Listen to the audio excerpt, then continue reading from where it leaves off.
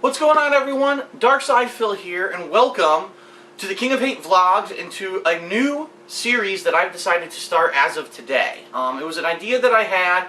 I've done videos like this every once in a while when I'm actually playing a longer game over on my gaming channel, DSP Gaming, and I kind of want to talk a little bit about the game that I'm playing because I really feel that I want to give my first impressions on the game after maybe putting in a day's worth of gameplay. And the game that I want to talk about today, Dead Space 3, is a game that I think has some controversy surrounding it for a couple reasons. First of all, because the game is a little bit of a departure from its previous two installments. There are some things in this game that so far, in my experience playing the game for about 8 hours now, change up the way that the game is delivered and the way that the game plays. But at the same time, it's also controversial because it seems like this game is very polarizing. People are receiving it in different ways. I've seen mainstream review sites who've given it like a 70, and I've seen mainstream review sites that have given it like a 95. So there are scores kind of all over the place regarding the game. There doesn't seem to be right now, at least during launch week, a consensus on whether or not the game is good, bad, or any better than its previous installments. So what I want to do is, since I am doing a full playthrough of the game over on my gaming channel, DSP Gaming, since it's a cooperative playthrough, I'm doing it with my friend John Rambo, I want to give my first impressions on the game, being a fan of the series, playing the previous two installments, and talk a little bit about what I think is different, what's better, maybe what's worse, and what I'm really expecting from the rest of the game.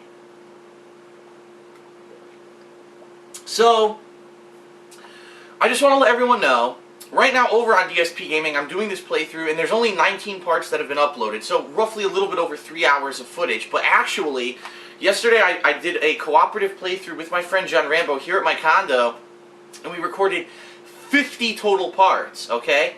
Now, as you know, my videos are roughly 10 minutes in length, so 50 parts times 10, you're talking over 8 hours of footage, okay? We're talking roughly around 8 to maybe 8.5 hours of footage that we did, and we're currently only just starting Chapter 14. So just to give you some perspective, in regards to the previous two Dead Space games, which were roughly 8 to 10 hours in length each, this game is very long. In fact, it might even be almost double in length.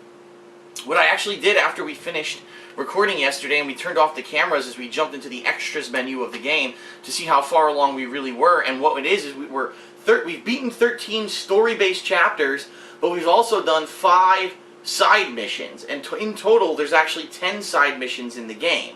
So what that's telling me is there's another, 6 story-based chapters plus 5 other missions, so you could probably extend the length of your gameplay maybe another 5 to 6 hours. So the game is pretty lengthy in that regard, okay? Now, one of the primary things that people were saying when, sorry about that, I had a text. One of the primary things people were saying about this game, especially after they played the demo, and I was actually one of the people who said this after playing the demo, was that it seems like it's a departure from the previous two installments.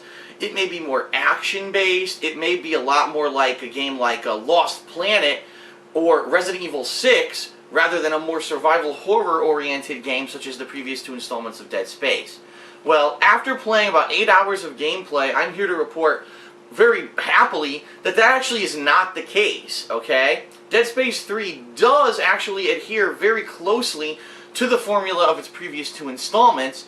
The difference here being, and this is kind of almost exactly what I said about Resident Evil 6, that the plot has gone to a point where you can no longer confine yourself to just say one single spaceship or, one single building where people are infected and jumping out at you, and therefore you kind of feel like, oh no, I'm isolated and I may be running out of ammo and there's going to be a jump scare around every corner. In the universe of Dead Space 3, basically the necromorph infestation has now crossed the galaxy, and humans everywhere are being infected because there are markers that have been created by humans and the Earth Gov, which is actually kind of like almost the villains of the game. They've made reproductive markers, and I actually have the collector's edition marker here from the dev team edition of the game that I purchased, all over the galaxy, and therefore people all over the galaxy are being turned into necromorphs.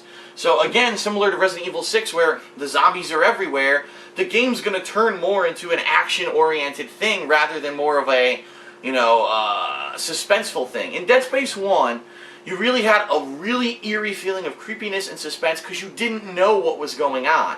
People were turning into these monsters and you had no idea why. There was a conspiracy behind things that you were trying to discover the roots behind. In Dead Space 3, you've already had 2 other games before this where the story's been fleshed out and you already know the conspiracy behind everything. You know what the markers are, you know why this is happening, and so it's really just a continuation of that plot where you want to try to destroy where the markers are coming from, and so therefore it's hard to recapture that original creepiness and fear from the original the original game because you're in a 3rd installment. So I'd actually say that probably the first 5 to 6 hours of gameplay are very similar to the original Dead Space and Dead Space 2 with a couple minor exceptions, okay? You're stuck on spaceships. There's limited ammo, there's limited resources. Enemies are jumping out of grates, out of the walls, and falling out of the ceiling constantly and giving you jump scares. So in that regard, at least, you're scared, okay? Where the game deviates in a couple of places. Number one, the weapon crafting. And the weapon crafting is a completely new thing to the Dead Space universe introduced in this game. It adds a completely different side to the game, and I think even more so than me, the person that's been affected most by the weapon crafting is John Rambo. He's kind of like, he's hooked on it, okay? Every time that we find a weapon bench, I gotta jump on the bench, I gotta see what new upgrades we found, I gotta see what new weapon parts we found, and I gotta mess around with my weapons to see how I can optimize the damage output, the firing rate. I gotta see if maybe we found a new part that has better stats than another part. He's really into the customization and the weapon crafting in this game. So, if you're that kind of person who really likes customization, I think that Dead Space 3, way more so than the previous 2 installments, is definitely going to be up your alley. It's interesting to see that they added that to the game, but at the same time, I think it does, in some ways it dumbs down the game, and in other ways, it actually adds some freshness to the game. I think it actually dumbs down the game because in previous Dead Space games you actually had to find specific ammo to the weapon that you're using. So if you're using a flamethrower, you have to find the flamethrower fuel. If you're using the plasma cutter, you have to find plasma rounds. In this game, the ammo is generic. Whatever you find will work with any weapon. And I think they did that because there's so many customization options with the weapons that they knew that if they went ahead and they did, weapon-specific ammo, you'd never find the ammo that you're looking for the weapon that you're using, and it would be really annoying. So in that regard, they dumbed it down. But the fact that you can completely customize your weapons, that there's stat boosts and perks like, oh, add acidic damage to your shots, or add flame damage to your shots, or have a buff on your gun so when you heal yourself, it also heals your co-op partner. That kind of stuff is crazy. This is the kind of stuff that's been in like MMORPGs for years, and they're now adding it to a survival horror game like Dead Space 3. That's really interesting, and I'm really enjoying the variety of the game. I mean, over the course of the game at this point, I've probably used the 2 guns that I started with at the beginning of the game, okay, because they were pre-order bonuses. Then I made my own gun. Then I've so far made about 2 or 3 more guns. So I've used 5 or 6 different major guns throughout the course of the game, and I'm only probably about a little bit more than halfway through it. Compare that to previous Dead Space games, where really, whenever you got a new weapon, you'd use it for 5 minutes, determine whether or not it was better than your previous weapon, and then either throw it away or throw away your previous weapon. Over the course of maybe Dead Space 1 and Dead Space 2, I used maybe, 4 or 5 weapons, and that was it. In this game, it's really lending itself to the customization. The more parts you find and the more buffs that you find for these weapons, you always want to go back to the repair bench and see what exactly it is that you can do with these weapons. So it's pretty neat in that regard, and that's something that I think that is actually a positive addition to the game. In the first half of the game, there's also the addition of new outer space travel, and what I mean by that is there are certain portions of the game where you are in your suit and you have like jets on your legs and arms, and you're flying through outer space. And this is new. In previous Dead Space games, yes, there were anti-gravity portions where you would jump from like wall to wall to try to solve puzzles, but the actual exploration in outer space is way different, and it both adds and detracts from the game. And let me explain what I mean yet again. It adds because this is totally new. You're flying on space debris, you're looking for items, and actually John Rambo and I did a little bit of exploration and found like a storage chest full of really valuable items and things for our weapons that we really liked. But at the same time, it detracts from the game because previously in other Dead Space games, you always had a limited amount of air inside your suit when you were in these anti-gravity portions where you're like in a vacuum. And usually, it would be a very limited portion of air. Maybe it's like a minute or 2 minutes. In this game, at the very beginning, you were given like 5 minutes of air because they knew that you needed to fly around and explore these anti-gravity portions of the game in open space. And so it kind of does take away that suspenseful feeling that, oh, I'm constantly going to die because I'm going to run out of air. Now that being said, John Rambo actually got lost in one of these parts and he almost died. He was down to like 10 seconds of air before he got into an airlock.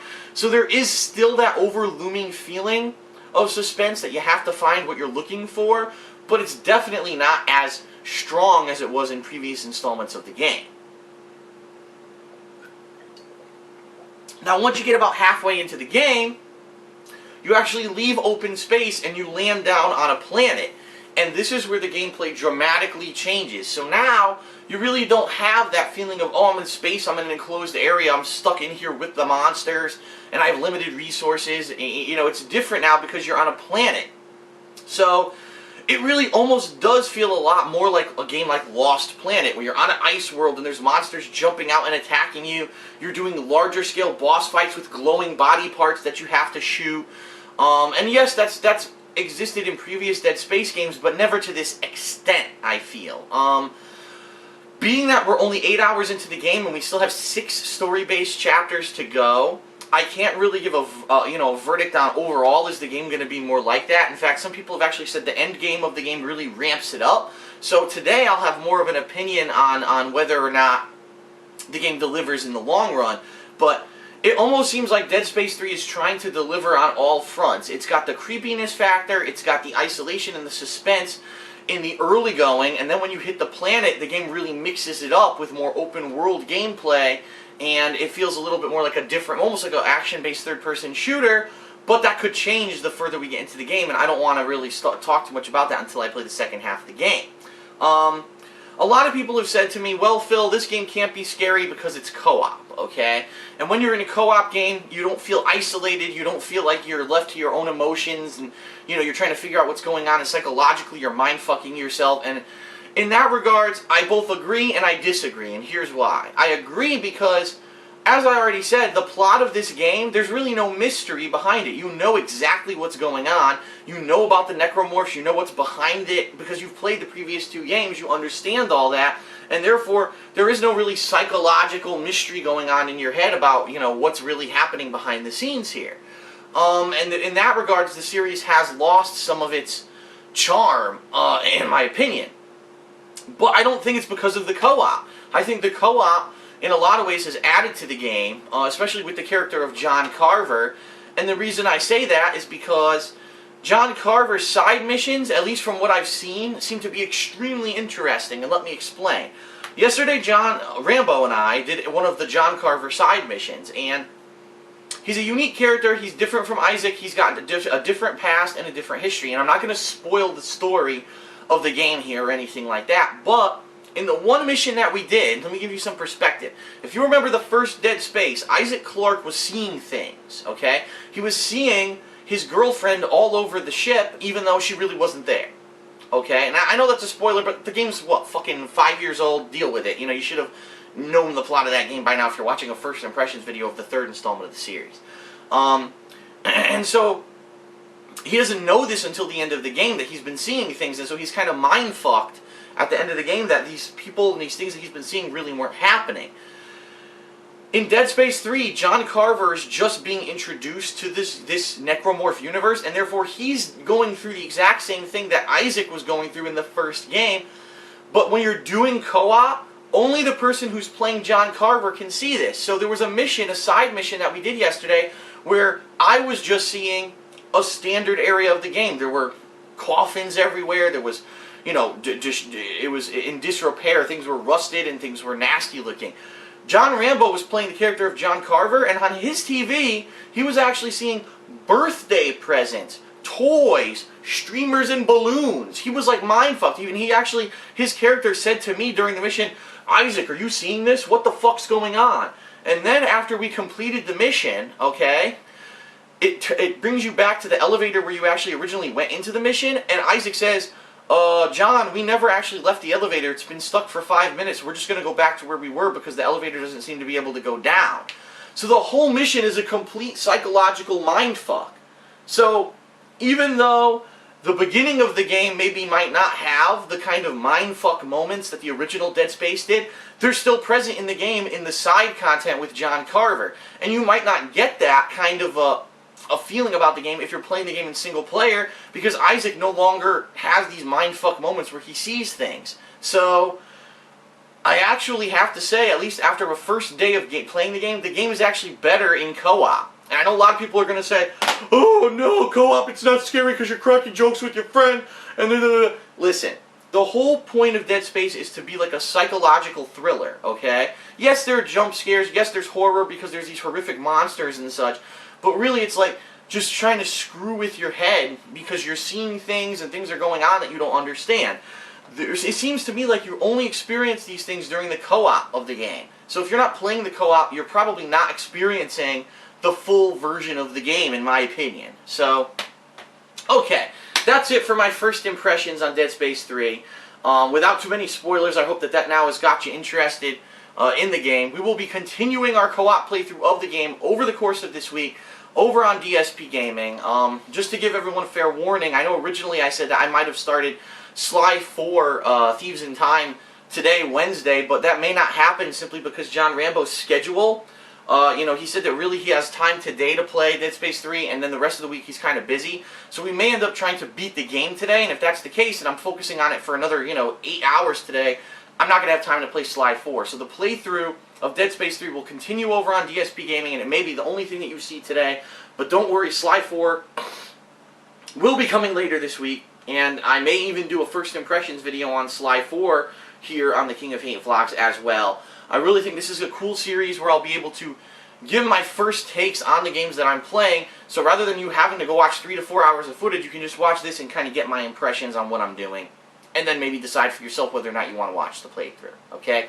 Alright, so that's it for my first impressions video on Dead Space 3. I hope you enjoyed it. Please join me for the playthrough over on DSP Gaming. I'll see you there for new gameplay in the near future. Peace out.